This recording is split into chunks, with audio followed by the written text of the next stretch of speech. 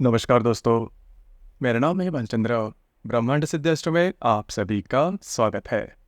आज की इस वीडियो में हम चर्चा करेंगे कन्या राशि का मार्च 2024 का संपूर्ण राशिफल। कैसे होंगे ग्रह योग, कैसे होंगे ग्रहों के राशांतर और वो आपके राशि पर किस प्रकार से प्रभाव करने वाले हैं, कौन से निर्णय आपको लेने हैं, कौन से निर्णय आपको डालने हैं, आपके जीवन का ऐसा कौन सा क्षेत्र है जो कि सबसे ज़्यादा प्रभावित होने वाला है, सभी के बारे में डिटेल में चर्चा इस वीडियो में हम करने वाले हैं। अपना जो चैनल है ब्रह्मांड सिद्धि एस्ट्रो, इस चैनल पर मेष राशि से लेकर मीन राशि तक की जो सभी 12 राशियां हैं, इन सभी 12 राशियों का मार्च 2024 का राशिफल क्या होगा, इस विषय पर वीडियो अपलोड हो रहे हैं। आप उसका आनंद जरूर लीजिए। तो आज की इस वीडियो में हम चर्चा करेंगे कन्या राशि के बारे में। सबसे पहले हम चर्चा करेंगे कि आपका जो शारीरिक या फिर मानसिक जो स्वास्थ्य है वो किस प्रकार का होगा। जैसे कि आपके राशि का जो स्वामी है बुध, जो कि आपके षष्ठ भाव में भ्रमण कर रहा है, दिनांक 8 तारीख के बाद ये आपके सप्तम भाव में भ्रमण करेगा और करीबन 28 तारीख के बाद यह जो बुध है वो आपके अष्टम भाव में भ्रमण करेगा। तो करीबन 8 तारीख से लेकर 25-26 तारीख तक का जो समय है उसमें ये जो बुध है वो आपके सप्तम भाव में भ्रमण करेगा। तो जो षष्ठ और जो अष्टम भाव है अशुभ भाव कहे जाते हैं। दूसरी ज्यादा महत्वपूर्ण बात, आपकी राशि का जो षष्ठेश है शनि, जो कि षष्ठ भाव में ही भ्रमण कर रहा है, और जो अष्टमेश है मंगल, जो कि सबसे महत्वपूर्ण ग्रह है, आपके राशि का नंबर 1 का शत्रु ग्रह है, जो कि मंगल आपके पंचम भाव में भ्रमण कर रहा है और दिनांक 16 तारीख के बाद यह जो मंगल है वो आपके षष्ठ भाव में भ्रमण करेगा। तो कुल मिला के देखा जाए तो इस महीने में करीबन 15-16 तारीख के बाद का जो समय है उसमें आपको स्वयं के स्वास्थ्य के बारे में ध्यान देना होगा। स्वास्थ्य से रिलेटेड, खास करके शारीरिक स्वास्थ्य रिलेटेड प्रॉब्लम कॉम्प्लिकेशंस आने की संभावना थोड़ी ज्यादा बन रही है। आपको थोड़ा सा चौकन्ना रहना होगा। वैसे भी देखा जाए तो आपकी जो राशि है, छोटे मोटे जो शारीरिक परेशानियां हैं, हेल्थ इश्यूज है, वो रहते ही हैं। तो इस महीने में थोड़ा सा आपको ज्यादा आपके स्वास्थ्य के बारे में ध्यान देना होगा। इसके बाद हम चर्चा करेंगे कि आपका जो आर्थिक स्तर है वो किस प्रकार का होगा। जैसे कि आपकी राशि का जो धनेश है, शुक्र, धनेश आपके लिए काफी महत्वपूर्ण ग्रह होता है क्योंकि ये आपका भाग्यश भी है, धनेश भी है। तो ये जो शुक्र है, ये शुक्र आपके पंचम भाव में भ्रमण कर रहा है। 8 तारीख के बाद ये जो शुक्र है वो आपके षष्ठ भाव में भ्रमण करेगा। आपके राशि का जो पंचमेश है शनि, जो कि आपके षष्ठ भाव में भ्रमण कर रहा है। उसी प्रकार जो मंगल, जो कि अभी हमने कहा कि आपके पंचम भाव में भ्रमण कर रहा है, जो कि अष्टमेश भी है, और आपके 16 तारीख के बाद आपके षष्ठ भाव में भ्रमण करेगा। तो कुल मिला के देखा जाए, आर्थिक स्तर पर अगर देखा जाए तो यहाँ पर भी जो बातें हैं वो ठीक नहीं है। मतलब हालांकि आपकी जो राशि है वो काफी ज्यादा प्रैक्टिकल है।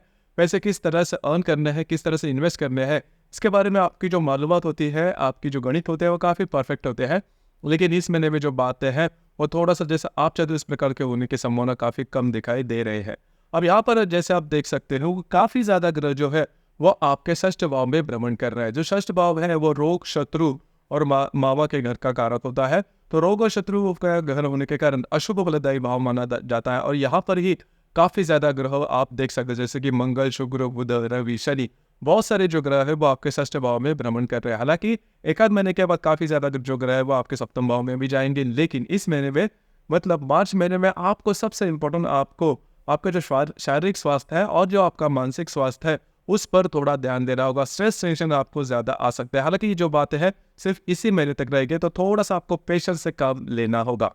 उसी प्रकार जैसे हम जो चर्चा कर रहे थे कि जो आर्थिक स्तर है उससे रिलेटेड अगर कहा जाए तो इस महीने आपकी जो खर्चे हैं वो ज़्यादा हो सकते हैं। अनवांटेड खर्चे ज़्यादा होने की संभावना काफ़ी ज़्यादा बन रही है। उसी प्रकार जो भी खर्चे रहेंगे वो आपके स्वास्थ्य के बारे में, उसी प्रकार घर के जो लोग हैं उनके लिए भी अनवांटेड अनएक्सपेक्टेड खर्चे वगैरह होने की संभावना ज़्यादा बन रही है। तो इस पर थोड़ा सा ध्यान देना आवश्यक होगा।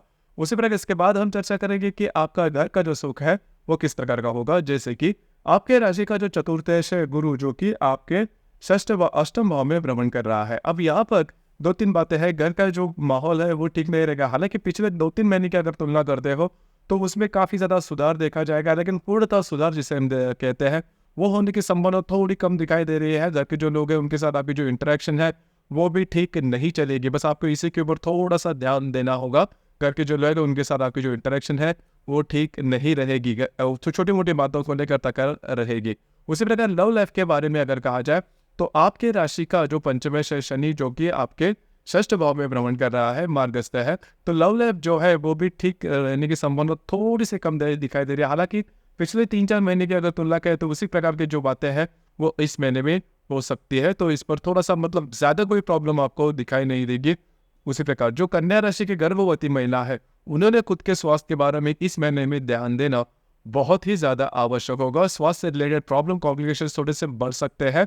उसी प्रकार जो विद्यार्थी वर्ग है उन्होंने भी इस महीने में काफ़ी ज़्यादा आपको एफर्ट देने की बहुत ही ज़्यादा ज़रूरत होगी। हालांकि ये जो संपूर्ण महीना है वो एग्ज़ाम का है, परीक्षाओं का है, तो थोड़ा सा डटकर आपको सामना करना पड़ेगा, क्योंकि गुरु का जो बल है वो भी आपके राशि के लिए नहीं है। उसी प्रकार काफ़ी ज़्यादा ग्रह जो है वो आपके षष्ठ भाव में भ्रमण कर रहा है, तो थोड़ा सा ज़्यादा एफर्ट देना होगा। विवाह सुख के मामले में अगर देखा जाए तो आपके राशि का जो सप्तमेश है गुरु, जो कि आपके अष्टम भाव में भ्रमण कर रहा है। अब यहाँ पर आपके वाई जोड़ीदार है उनके साथ जो बातें हैं वो ठीक नहीं रहेगी, क्योंकि जो मंगल है वो आपके सप्तम भाव में भ्रमण कर रहा है, वहाँ पर रवि का भी भ्रमण है। तो करीबन 17-18 तारीख के बाद के जो समय उसमें और जो ज़्यादा मतलब आपके जो वैवाहिक जोड़ीदार है उनके साथ जो प्रॉब्लम कॉम्प्लिकेशन थोड़े से बढ़ सकते हैं, या फिर वो आपके ऊपर हावी हो सकते हैं। हालांकि आपकी जो राशि, जैसे मैंने कहा कि थोड़ा सा स्ट्रेस जल्दी ले लेते हैं, काफ़ी ज़्यादा इमोशनल है, तो इसके चलते थोड़ा सा जो स्ट्रेस है वो आ सकता है। जैसे मैंने शुरुआत में भी कहा कि काफ़ी ज़्यादा जो ग्रह है वो आपके षष्ठ भाव में भी भ्रमण करे, तो इसका जो सीधा सीधा असर है वो आपके शारीरिक स्वास्थ्य पर आ सकता है। तो किसी भी प्रकार के नए कोई जो क्लास है वो ट्राई आउट नहीं करना, जो भी आपका जो डेली का शेड्यूल है उसी प्रकार से चलना, क्योंकि नई अगर कोई बात आप करते हो तो उसमें सफलता मिलने की संभावना काफ़ी कम दिखाई दे रही है। उसी प्रकार अगर आप शेयर मार्केट में ट्रेड करते हो तो बड़े ट्रेड नहीं करना। हालांकि इस महीने के करीब 10-12 तारीख तक का जो समय है उसमें आप जो ट्रेड है वो कर सकते हो, उसके बाद का जो समय है वो आपके लिए ठीक नहीं रहेगा।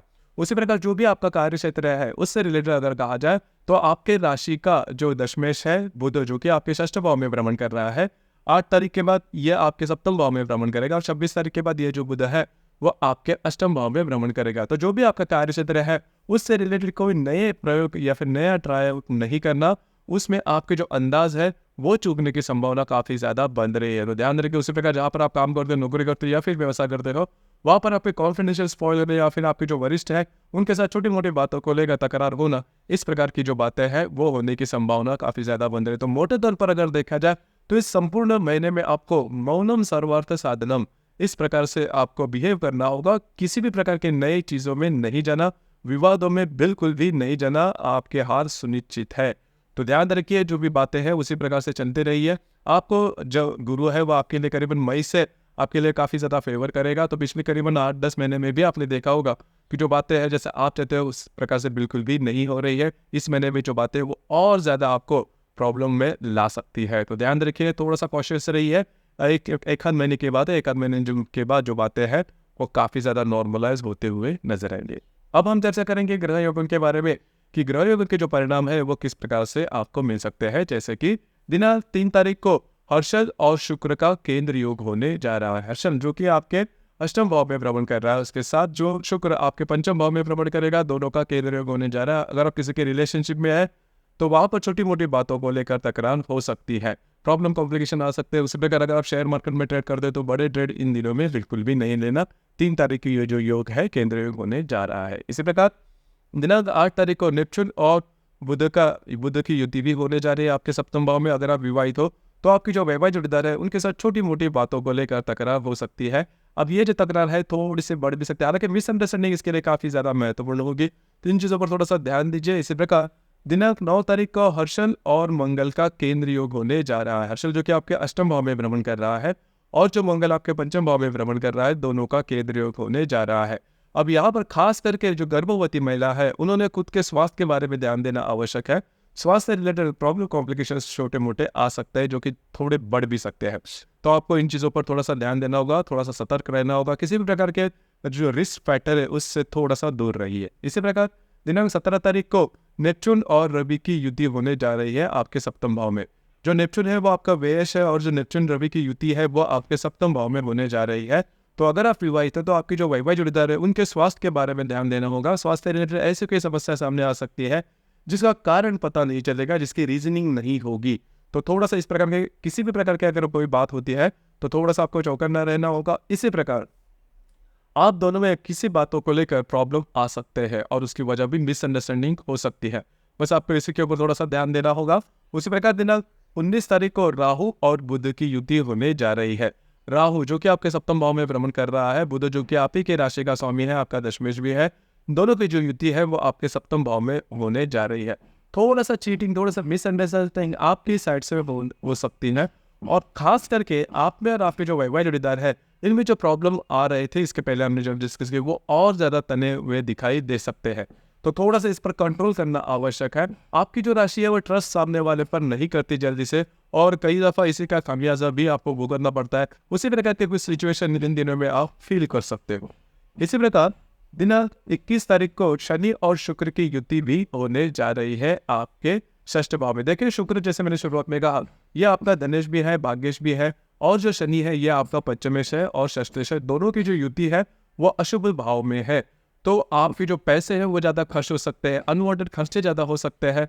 उसी प्रकार आपके जो वैवाहिक जोड़ीदार है उनके स्वास्थ्य रिलेटेड प्रॉब्लम, कॉम्प्लिकेशन आ सकते हैं। तो ये जो पर्टिकुलर एस्पेक्ट है, शनि और शुक्र की जो युति किस तारीख को आपके षष्ठ भाव में होने जा रही है, वो आपके लिए अशुभ फलदायी साबित होगी।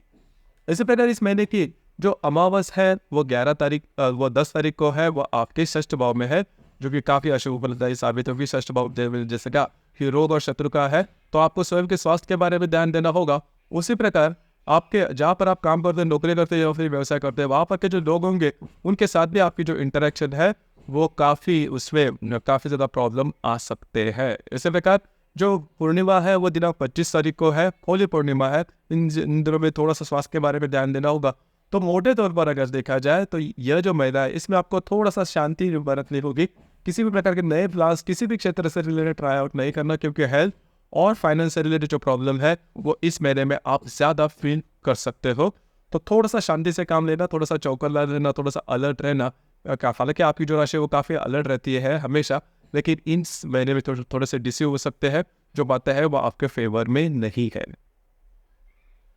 तो दोस्तों, ये था कन्या राशि का मार्च 2024 का संपूर्ण राशिफल। आपको ये राशिफल कैसे लगा, आपने किस प्रकार से अनुभव किया, नीचे कमेंट बॉक्स में जरूर कमेंट करना। और अपना जो चैनल है ब्रह्मांड सिद्धि एस्ट्रो, इसे भी लाइक, शेयर और सब्सक्राइब जरूर करें। धन्यवाद।